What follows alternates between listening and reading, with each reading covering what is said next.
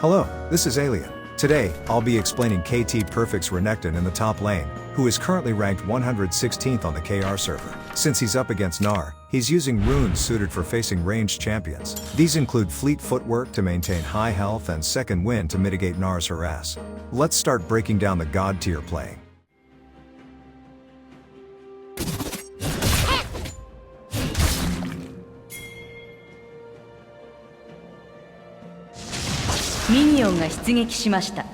Renekton usually takes Q first against melee opponents, but against ranged champions, he starts with E.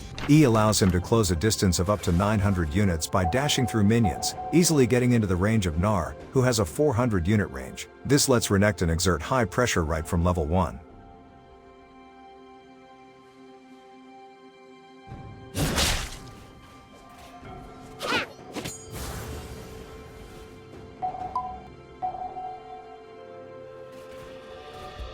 By constantly positioning himself to dash from the backline minions, Gnar used the Q for CS then.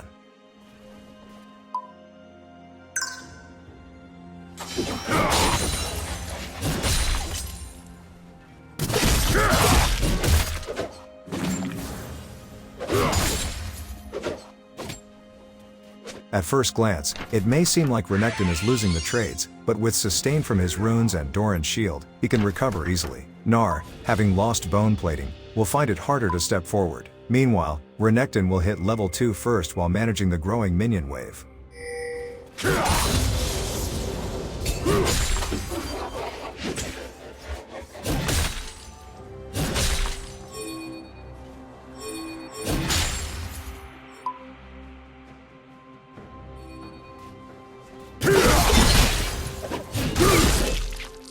Additionally, taking E in level 1 will allows Renekton to cast it twice, resulting in higher overall damage compared to Q. He takes the lead to level 3 while managing a large wave.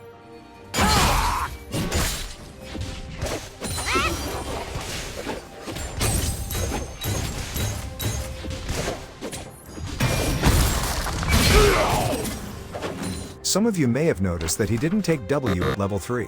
In this situation, with the enemy under the tower, going all in would be difficult even with W.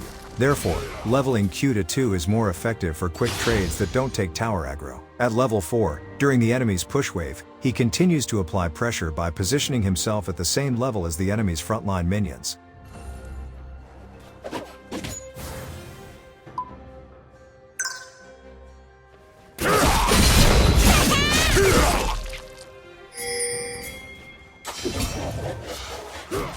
When playing a strong lane pick, it's crucial to create situations where the enemy must choose between missing CS or taking damage. An enemy that misjudges this balance will suffer significant losses, leading to kills or a substantial CS gap.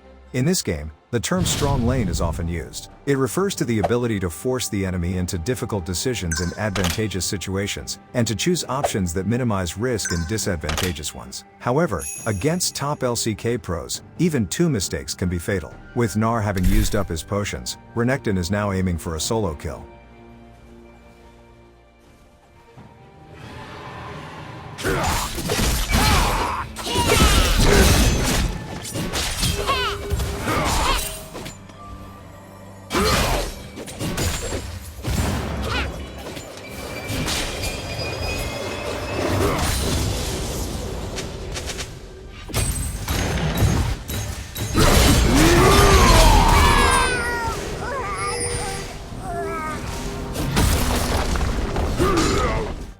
Renekton's precise fury management and amazing tactics led to the kill. Let's break this god tier technique. Initially, when Gnar moved forward for a CS, Renekton got a chance. He dashed with E, landing an enhanced Q on 4 minions, and Gnar, instantly healing 140 horsepower.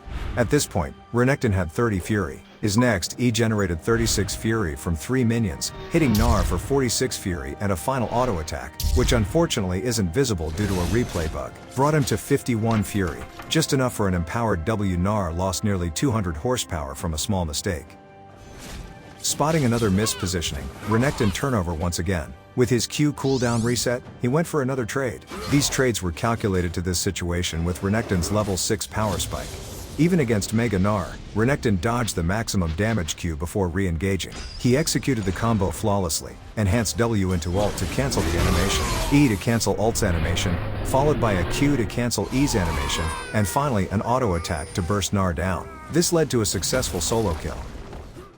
Renekton's prowess lies in his mastery of Fury management. The concept is straightforward. Each auto attack grants 5 Fury, while his 3 basic abilities give 10 Fury when hitting champions, and Q grants 2.5 Fury per minion hit, while E grants 2 Fury per minion hit. Renekton's combos often start with E, so at 35 Fury, hitting E and then an auto attack brings him to 50 Fury. Similarly, at 30 Fury, involving 3 minions and an auto attack achieves 50 Fury, as demonstrated earlier. By thinking in terms of the 35 Fury mark and considering how many minions to include, early game calculations become simpler.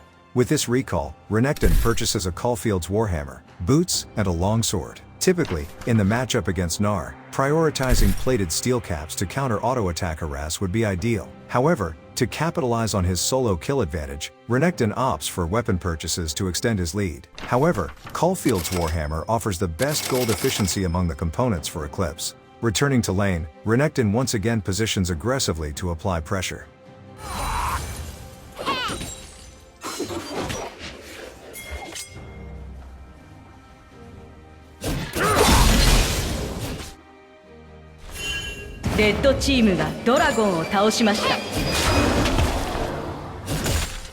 When laning against Gnar, the key is to effectively deal with his Mega Gnar timing. You want to force him to transform into Mega Gnar before he pushes the wave, and then look for trades as his transformation ends.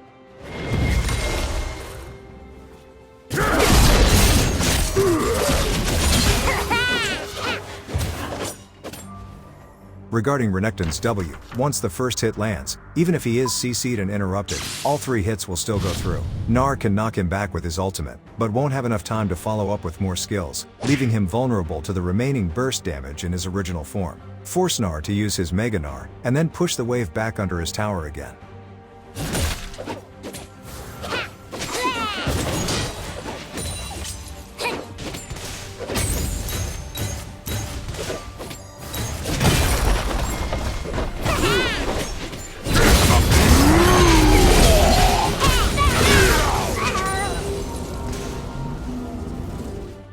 Renekton's tower dive play is brutal. As he inches closer, Gnar attempts to create distance with a blink, but Renekton calmly and swiftly follows. He closes into auto attack range before stunning with an enhanced W, then activates his ultimate, Dominus, politely weaving in auto attacks. He cancels animations with E, lands an empowered Q, auto attacks again, and finishes off with the damage over time from his ultimate. This results in a second solo kill.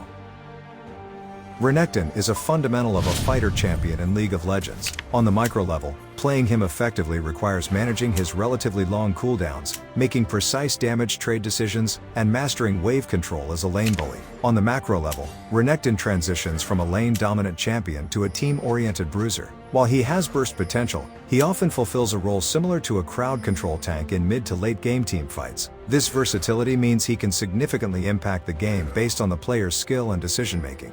After this recall, Renekton completes Eclipse. This item grants the highest 60 AD in all the items, and its shield enhances his already formidable trading potential.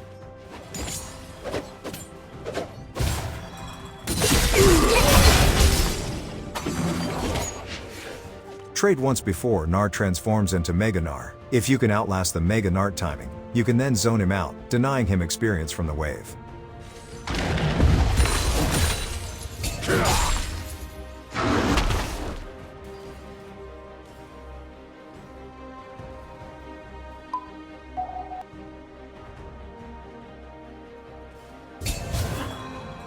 When the enemy can no longer touch the wave, next move is clear. Focus on minimal wave clearing to build a big wave, setting up the perfect environment for a tower dive. If the enemy tries to approach to avoid this,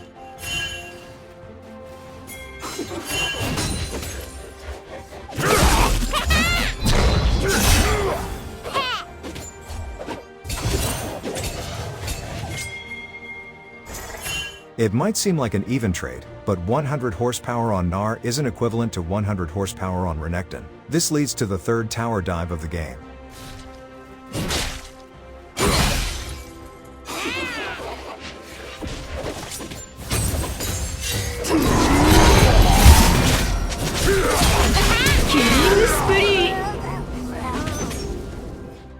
the third solo kill from Renekton. Renekton's Fury was at 27, but with his ultimate, he gained 20 Fury, and the 5 Fury per second regeneration pushed him over 50 Fury. He began with an enhanced W, followed by an auto attack, and then the first dash of E. The motion cancelled Q caught Gnar as he tried to escape. Finally, Renekton used Flash to execute with a second E, resulting in a burst of damage. He successfully dominated the lane. Tower diving is one of the most powerful actions in League of Legends. In typical trades or ganks, the objective is to secure an advantage or kill before the enemy can retreat to the safety of their tower. However, tower dives defy this premise, as they involve engaging the enemy even within the protective range of their turret. After watching these 3 scenes, it's clear that once this pattern is established, staying in lane almost guarantees a kill. While there is significant risk in taking on tower aggro, the high reward justifies the action, especially at the KR Challenger level where players of this caliber rarely make mistakes. For Gnar, the only option would be to recall, restore health, and then avoid any further trades to survive. However, it's difficult, even for challenger players, to voluntarily remove themselves from the game by playing passively. Renekton returns to the top lane to push the wave once more.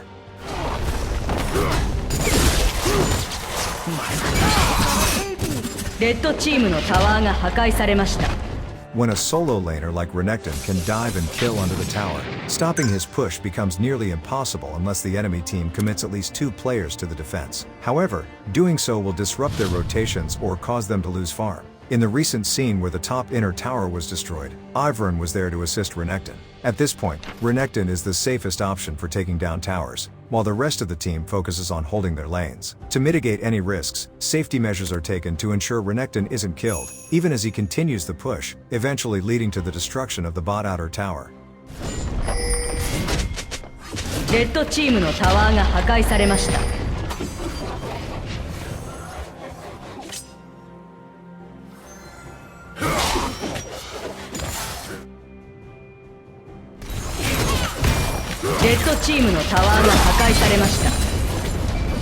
With this, Renekton has successfully taken down all 10 tower plates and destroyed 2 inner towers, becoming a monster with 2 core items in 15 minutes from here. Renekton will start to dominate any fight he engages in, influencing the game wherever he goes. At first, target is Yone, who is pushing the top lane aggressively.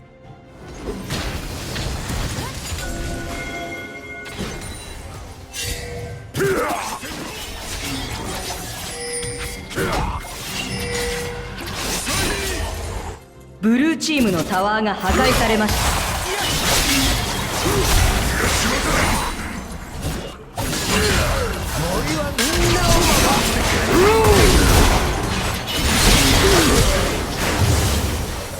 シャットダウン。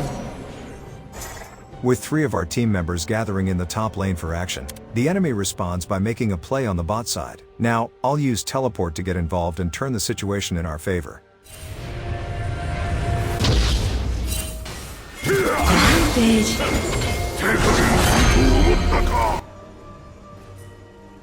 Blue team のタワーが破壊されました。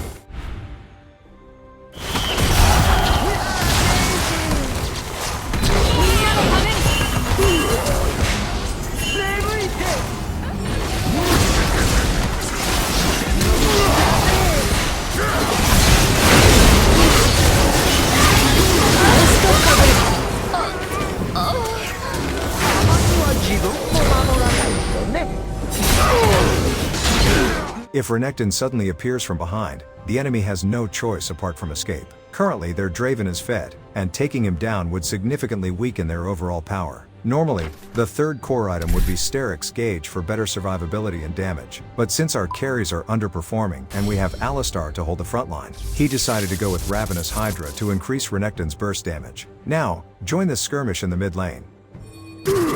Killing spree.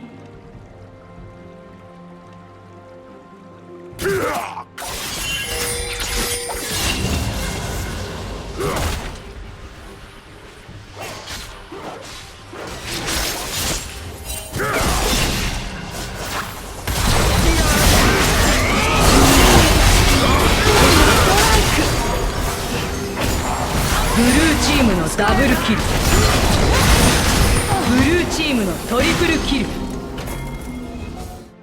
Building Ravenous Hydra makes Renekton less tanky, making proper engagement crucial. In the previous scene, he maintained distance when Yone had his Q3 ready and only moved forward once it was down. This led to a strategic exchange. Draven's stand aside can interrupt dashes, so diving in recklessly with E would have resulted in a knockback, preventing a close approach. Draven briefly faked to turn only his body toward, but Renekton is moved forward without using E. After stunning Draven with enhanced W, he was knocked up by Yone's Q3. However, in the brief moment before Yone's ultimate, he cast his own ultimate to regenerate Fury.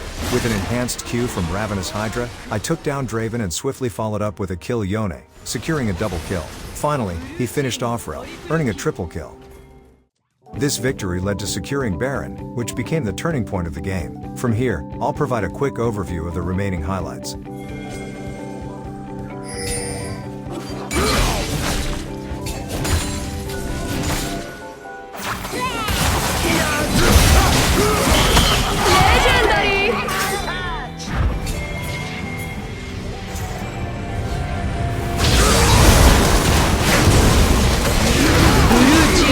ダブルキル。ブルーチームのダブル。サモナーが退場しました。サモナーが退場しました。